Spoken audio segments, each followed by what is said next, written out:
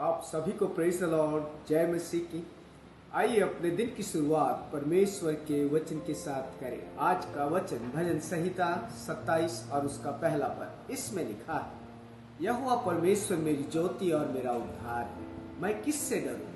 यहोवा मेरे जीवन का दृढ़ गढ़ ठहरा है, मैं किसका भय खाऊं? प्रिय दाऊद ने यह भजन ऐसे समय में लिखा जब उसके अपने उसके दुश्मन बन गए थे, अर्थात राजा साउल अपनी सेना के साथ उसे मार डालने के लिए उसका पीछा कर रहा था और दाऊद को अपनी जान बचाने के लिए जंगलों और गुफाओं में दिन और रात गुजारना पड़ रहा था।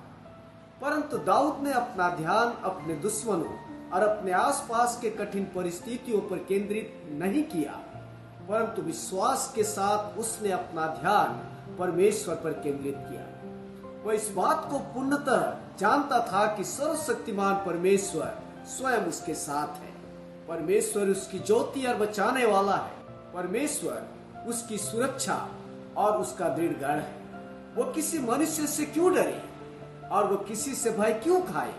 प्रिय भाई और बहनों, क्या यह सच्चाई नहीं कि हम अक्सर समस्याओं को देखते रहते हैं, परंतु उस परमेश्वर की ओर नहीं देखते जो समस्याओं का समाधान कर सकता है।